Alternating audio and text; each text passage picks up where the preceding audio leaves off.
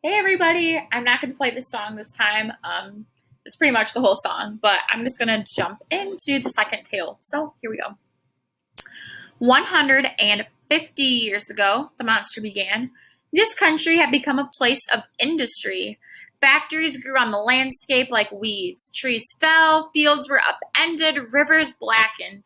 The sky choked on smoke and ash, and the people did too, spending their days coughing and itching, their eyes turned forever toward the ground. Villages grew into towns, and towns into cities, and people began to live on the earth rather than within it. So much going on already. We'll talk next week about figurative language, but there's so much good figurative language to pick through in that. But there was still green if you knew where to look.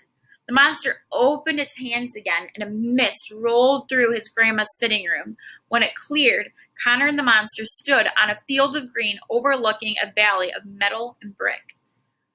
"So I am asleep," Connor said. "Quiet," said the monster. "Here he comes." And Connor saw a sour-looking man with heavy black clothes and a deep, deep frown climbing the hill toward them. Along the edge of the screen lived a man. His name is not important, as no one ever used it. The villagers only called him the apothecary. "The what?" "The apothecary," said the monster. "The what?" Apothecary was an old-fashioned name, even then, for a chemist. "Oh," Connor said. "Why didn't you just say?" But the name was well earned, because apothecaries were ancient, dealing in the old ways of medicine, too, of herbs and barks and concoctions brewed from berries and leaves. "Dad's new wife does that," Connor said as they watched the man dig up a root. "She owns a shop that sells crystals." The monster frowned. "It is not remotely the same." Many a day the apothecary went, walking to collect the herbs and leaves of the surrounding green. But as the years passed, his walks became longer and longer as the factories and roads sprawled out of the town like one of the rashes he was so effective in treating. Where he used to be able to collect a paxful and Bella Rosa before morning tea, it began to take him the entire day.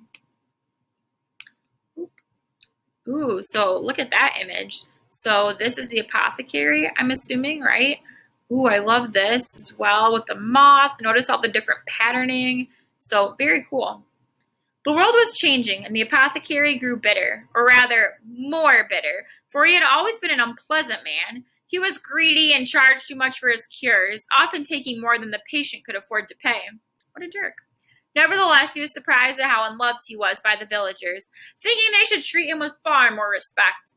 And because his attitude was poor, their attitude toward him was also poor, until, as time went on, his patients began seeking another, more modern remedies from other, more modern healers, and which, of course, only made the apothecary more bitter. The mist surrounded them again,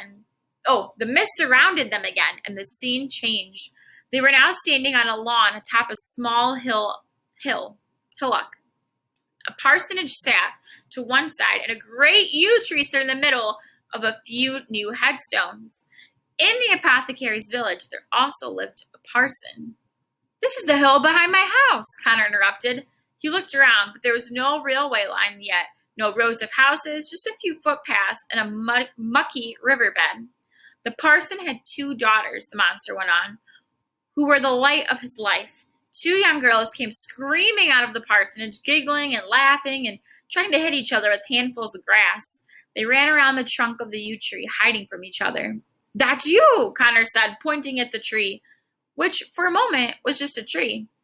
"Yes, fine. On the parsonage grounds there also grew a yew tree. And a very handsome yew tree it was," said the monster. "If you say so yourself," Connor said. Now, the apothecary wanted the yew tree very badly. "He did?" Connor asked. "Why?" The monster looked surprised. "The yew tree is the most important of all healing trees," it said. "It lives for thousands of years. Its berries, its bark, its leaves, its sap, its pulp, its wood, they all thrum and burn and twist with life. It can cure almost any ailment man suffers from, mixed and treated by the right apothecary."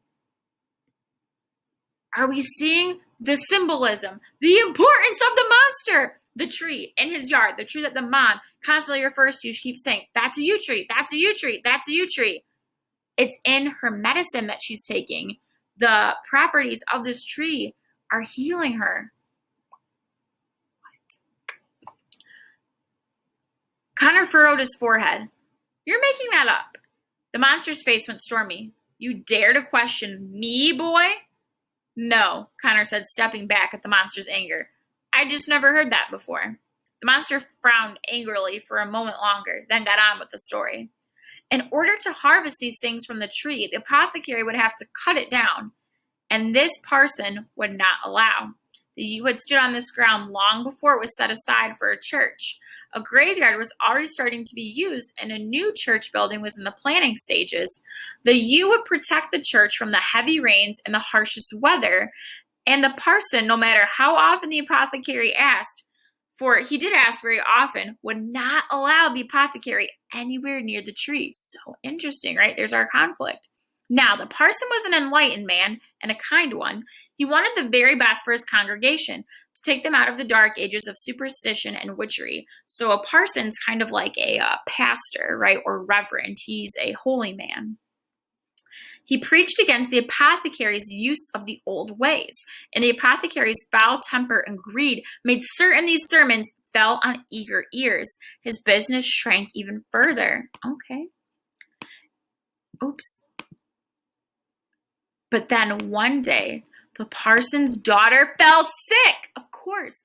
First the one, then the other, with an infection that swept the countryside.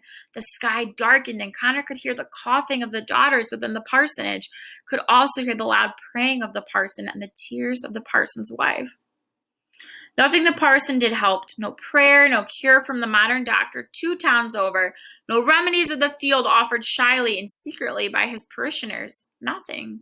The daughters wasted away and approached death. Finally, there was no other option but to approach the apothecary. The parson swallowed his pride and went to beg the apothecary's forgiveness. Won't you help my daughters? The parson asked, down on his knees at the apothecary's front door. If not for me, then for my 2 innocent girls. Why should I? The apothecary asked. You have driven away my business with your preachings. You have refused me the yew tree, my best source of healing. You have turned the village against me. You may have the yew tree, the parson said. I will preach sermons in your favor. I will send my parishioners to you for their every ailment. You may have anything you like if it would only save my daughters. The apothecary was surprised. You would give up everything you believed in. If it would save my daughters, the parson said, I'd give up everything. Then the apothecary said, shutting his door on the parson, there is nothing I can do to help you. What? Connor said. And that very night, both of the parson's daughters died. What? Connor said again, the nightmare feeling taking a hold of his guts. And that very night, I came walking. Good, Connor shouted. That stupid git deserves all the punishment he gets. I thought so too, said the monster. It was shortly after midnight that I tore the parson's home from its very foundations. So that kind of leaves us on a cliffhanger, and now we're going to jump into the rest of the second tale, so watch my next video for that.